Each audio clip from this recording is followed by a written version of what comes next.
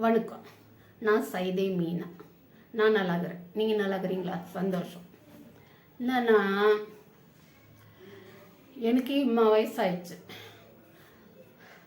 ஒரு 35 வருஷத்துக்கு முன்னாடியே நான் அந்த நாட்டு மருந்து அது இதெல்லாம் எதுவுமே கொடுத்ததே கிடையாது. ஏன்னா சொல்கிறதுக்கு ஆள் கிடையாது. எங்கள் அம்மா அந்த அளவு அவங்களாவே பிள்ளைங்கள வளர்த்தவங்க. அவங்களுக்கு யாரும் பெரியவங்க இருந்து சொல்லி தந்ததில்லை.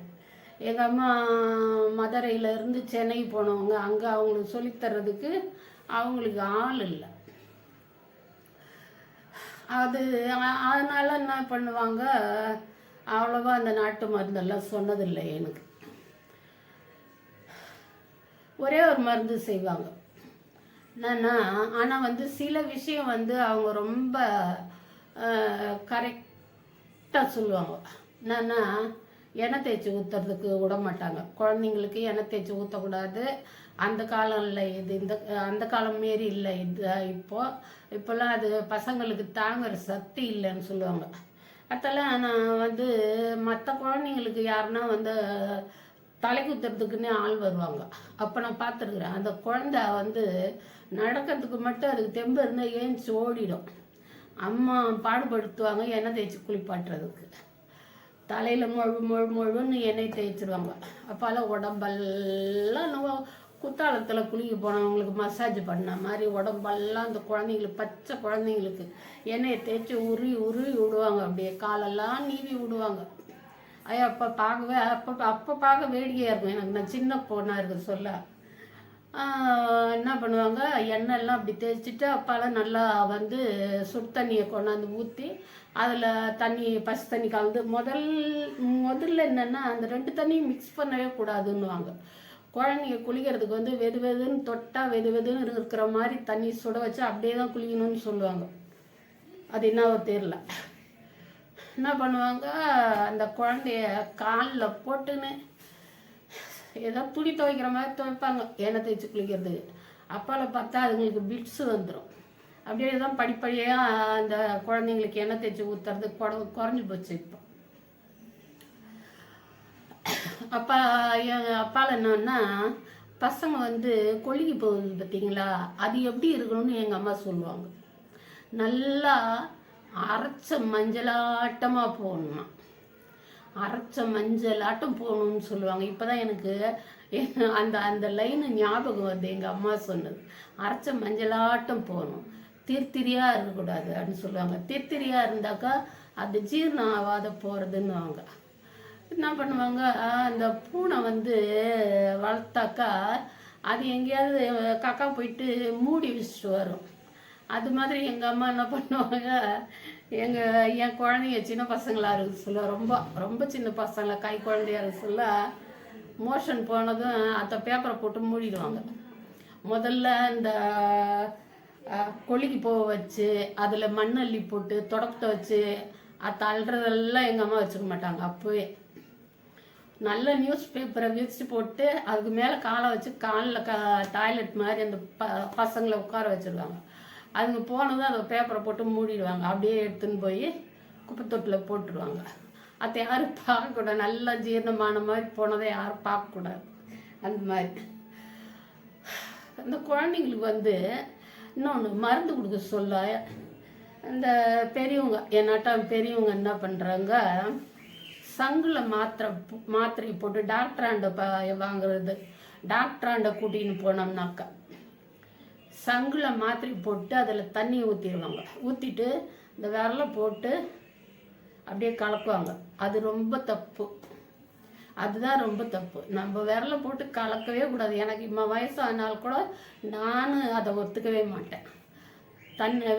நம்ம விரலை போட்டு அந்த குழந்தைக்கு கொடுக்குற மாத்திரையில் போட்டு நம்ம கையை ஆட்டக்கூடாது.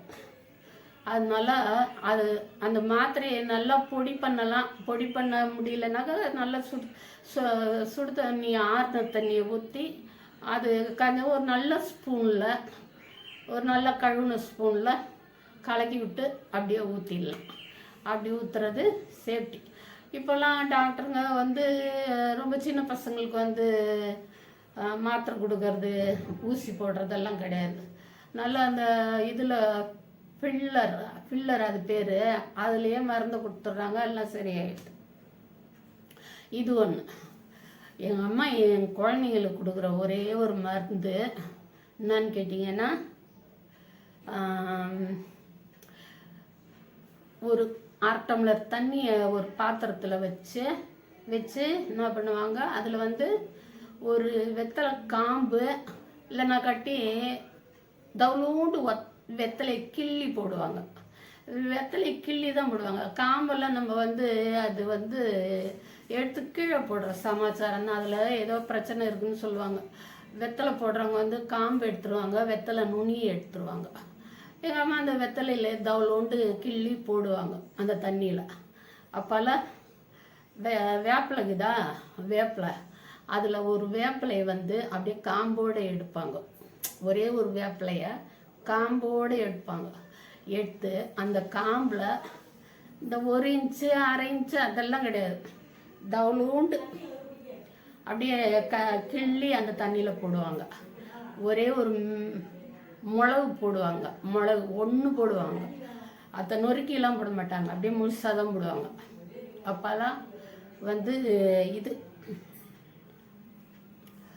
பெருங்காயம், பால் பெருங்காயம் அந்த தண்ணியிலே அப்படியே லேசாக ரொம்பலாம் கொடுக்கூடாது, லேசாக அந்த தண்ணியிலே அப்படியே கரைச்சி விட்டுருவாங்க பால் பெருங்காயத்தை. அப்படி இத்தனையும் சேர்த்து தண்ணியில் நல்லா மலன்னு கொதிக்க வைப்பாங்க. ஒரு 1/2 டம்ளர் தண்ணி 1/4 டம்ளருக்கும் குறையா, அதாவது ஒரு சங்கு இருக்கும் அந்த அளவுக்கு கொதிக்க வச்சு இறக்கி ஆற வச்சு குழந்தை குளிக்க வச்சு சும்மா தலை குளிக்க வைப்பாங்க. எண்ணெய் தேய்ச்செல்லாம் ஊற்ற மாட்டாங்க. இந்த மருந்து சங்கில் இருக்கிற மருந்தை அப்படியே ஊற்றுவாங்க. ஊற்றினாக்கா என்னென்னா குழந்தைங்களுக்கு இந்த பூச்சி கடிக்கிறது இல்லை, அது இருக்காது. பூச்சி கடிக்கிறது இருக்காது. அந்த காலத்தில் குழந்தைங்க நாங்கள்லாம் புழுதியில் விளாட விட்டோம், மண்ணில் விளாட விட்டோன்னு சொல்லுவாங்க.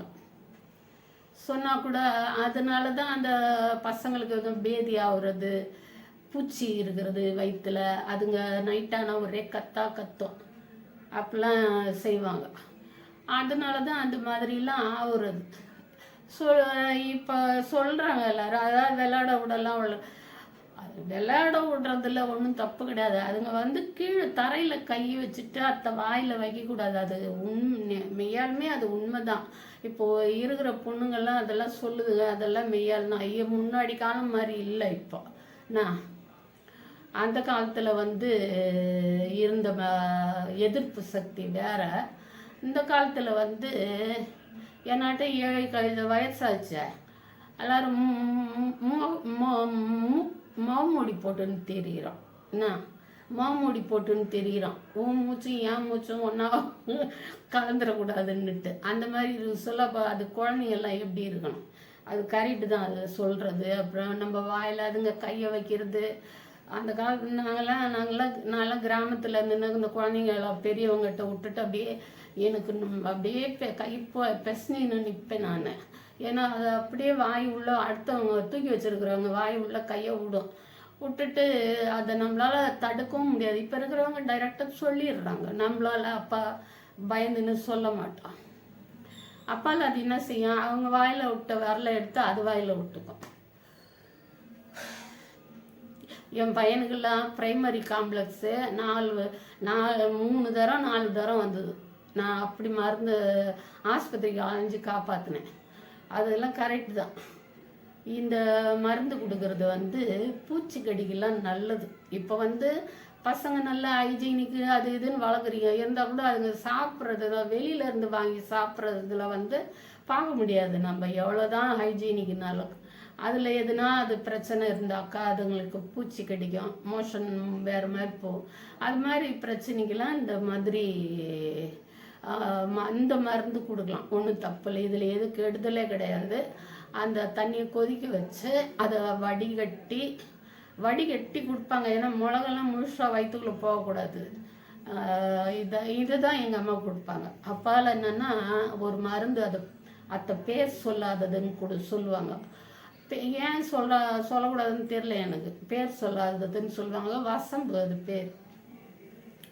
அத்தனை பண்ணுவாங்க. பசங்க கொஞ்சம் எதுனா அழுதுச்சுனாக்கா, ரொம்ப அழுதுச்சுனாங்க, சங்கிலியே வந்து கொஞ்சோண்டு தண்ணி ஊற்றி சங்கிலியே இப்படி அவங்க விரல் படாத அந்த வசம்பு இதோட நீளத்துக்கு இருக்கும், பேசு மஞ்சள் விரலி மஞ்சள் ஆட்டம் இருக்கும். அதை அப்படி அந்த சங்கிலியே உரசிட்டு கொதிக்க வச்சு ஆற வச்ச தண்ணி தான் சங்கில் ஊற்றுவாங்க. அதில் வந்து அந்த வசம்பு அப்படி இல்லையா, அது ரொம்ப செய்யக்கூடாது, அது வந்து திக்குவாய் ஆகிடும்னு சொல்லுவாங்க. அந்த மருந்தை வந்து ஊற்றுவாங்க வாயில். வயிறு வலி வந்து அழுதுச்சுன்னா அதுக்கு தான் கிரேப் வாட்டர்லாம் வந்தது. கிரேப் வாட்டர் வந்தது. அதுக்கப்புறம் அதெல்லாம் கூட இப்போ யார் இப்போ இருக்கிற அவசர உலகத்தில் காலையில் என்ன கக்கூஸ் போனோமான்னு கூட தெரியாது. எல்லாம் அது பாட்டுக்கு அப்படியே ஓடுதுங்க. பிள்ளைங்கள்லாம் காலையில் எழுந்துச்சா மோஷன் போகிறது கரெக்டாக செய்யணும். அதுங்க அதுவே பாதி வியாதி. பசங்க செய்யாதுங்க. ஒரு பசங்க சோம்பலாம் லேட்டாக எழுந்துச்சு குளிக்கிறேன்னு பேர் பண்ணிவிட்டு டாய்லெட் போகாத போயிட்டு அப்புறம் அங்கே போய் ஸ்கூலில் போய் ஆயாங்கிட்ட பேச்சுவாங்க. சரி, எனக்கு தெரிஞ்சு இந்த மருந்து, இந்த 2 மருந்து தவிர நான் என் பசங்களுக்கு எதுவும் கொடுத்ததில்லை. மருந்து கொடுத்துருக்குறேன், இந்த அலோபதி மருந்து மருந்துக்கு மேலே கொடுத்துருக்குறேன், அதெல்லாம் கொடுத்துருக்குறேன். அந்த நாட்டு மருந்துன்னு சொல்லிட்டு நான் கொடுத்தது வந்து இந்த 2 தான். இந்த உரப்பு மருந்து, வசம்பை உரைச்சி கொடுக்குறது. அத்தை ஏன் கேட்குறீங்க, இந்த பசங்க கத்தும் பாருங்க திடீர்னுட்டு, ஒரே கத்து என்னத்துக்கு கத்துதுன்னே தெரியாது. என் பொண்ணு ஒன்று அப்படி தான் கத்துச்சு. கத்துனதான் அத்தை தோலில் ரொம்ப இது பண்ணி பார்த்தோம். ரொம்ப நேரம் சமாதானப்படுத்தி பார்த்தா ஒன்றுமே கேட்கல. தூக்கி தோலில் போட்டுன்னு ஆஸ்பத்திரிக்கு ஓடினா பாதி வழியில் வேடிக்கை பார்க்குது. ஆய்வரதை நிறுத்திட்டு வேடிக்கை பார்க்குது. அரைச்சான்னு திரும்பி வீட்டுக்கே வந்துட்டோம். அந்த மாதிரிலாம் பசங்க வந்து காரணம் இல்லாத கூட கத்தும். எதனா ஒரு எறும்பு கடிக்கும் இல்லை. அதான் இன்னொன்று கூட இருக்குது. என் பேரெல்லாம் பார்த்தீங்கன்னா திடீர்னு ஒரு நாள் கத்த ஆரம்பித்தான். மறுநாள் கத்துனான். தூக்கினா ஆஸ்பத்திரி ஓடணும், ரொம்ப தூரம் பஸ்ஸில் போகணும். சைல்டு டாக்டர் அவர் போனால் அவருக்கே அவனை பார்க்க முடியல. அங்கேயும் கூட்டமாக இருக்குது. இவன் வந்து தொடவே விட மாட்டான். கை குழந்தை எந்த பக்கம் தொட்டாலும் கத்துறான். அவனுக்கு என்ன செய்யுதுன்னே தெரியல. ரொம்ப நேரம் அவர் போராடி பார்த்துட்டு ஏதோ ஒரு ஊசியை போட்டு அனுப்பிட்டார். அன்னைக்கு பொழுது போயிடுச்சு. அன்னைக்கு பொழுது வீட்டுக்கு வந்து அவன் கத்தல்லையே போச்சு. நைட்டு 12 மணி 1 மணிக்கு அவன் தோலில் போட்டுன்னு அங்கேயும் இங்கேயுமா அழிஞ்சுன்னு நாங்கள் அவன் எவ்வளோ கஷ்டம், குழந்தை எவ்வளோ கஷ்டப்பட்டுருக்குதுன்னுட்டு மறுநாள் தான் தெரிஞ்சிச்சு. அப்படி இப்படின்னுட்டு நைட்டெல்லாம் ஓட்டி வச்சேன். காத்தால நான் மடியில் போட்டுன்னு இருந்தேன். பார்த்தா குழந்தை அசந்து தூங்குது. என்னடா 2 நாளாக தூங்காமல் இப்படி கத்துனா இப்படி பண்ணான்னு சொல்லிட்டு நான் இப்படி திருப்பி பார்த்தா காது உள்ளே இருந்து அப்படியே சீழ் ஓடியாரு. அது என்ன சொல்லுவாங்கன்னா ஒரு கட்டி உருவாகி இருக்குது, சளிக்கட்டி மாதிரி. அந்த வெளிச்சின்னு சொல்லுவாங்க ஒவ்வொரு ஊரில். அது உருவாகி என்ன பண்ணி இருக்குது, உடையிற வரைக்கும் அது உடஞ்சி நீர் வெளியேற வரைக்கும் அவனுக்கு வலி தாங்கலை. எத்தனை 5 மாத குழந்தை எப்படி வலிச்சிருக்கும். நம்மளுக்கே நைட்டில் காதில் எறும்பு போயிடுச்சுன்னா என்ன அவசரப்படும், கத்தி. அந்த 2 நாளாக எங்களை நிம்மதியே இல்லை. மறுநாள் பார்த்தா அவன் நிம்மதியாக தூங்குறான். காதில் பார்த்தா இது வந்துன்னு இருக்குது. அப்புறம் அத்தை நானே தொடச்சிட்டு தூக்கி நான் ஆஸ்பத்திரி போனேன். கிருமி இல்லை அது மறுபடியும் அந்த மாதிரி வரக்கூடாது. அதை நல்லா க்ளீன் பண்ணணும். மாத்திரை எதனா கொடுக்கணும்னு எடுத்துன்னு போய் அவனை டாக்டர்கிட்ட காட்டிட்டு எல்லாம் மருந்து மாத்திரைலாம் வாங்கின்னு வந்தேன். அது மாதிரி குழந்தை வளர்க்குறதுன்றது சாதாரணம் இல்லை, அவ்வளோ கஷ்டம். நாட்டு மருந்து இந்த அலோபதியிலேருந்து நிறைய பேர் இப்போ வந்து பொண்ணுங்களே வந்து நாட்டு மருந்தெல்லாம் சித்த மருந்தெல்லாம் கொடுக்குறாங்க. வேலை பார்க்குறவங்களுக்கு அதெல்லாம் ஒத்து வராதுல்ல. வீட்டில் பெரியவங்களும் கிடையாது. சரி, ஏதோ மூச்சு வாங்க என்னால் முடிஞ்ச அளவு பேசிட்டேன். கேட்க முடிஞ்ச அளவு நீங்களும் கேட்டிருப்பீங்க. நாளைக்கு அப்பால பார்க்கலாம். என்ன வட்டா நீங்கள் உங்களுக்கு என்னென்ன அனுபவம், நீங்கள் என்னென்ன மருந்து கொடுத்துருக்குறீங்க அதெல்லாம் சொல்லுங்க. சொல்லாமல் இருக்காதீங்க. அப்பால வரேன்.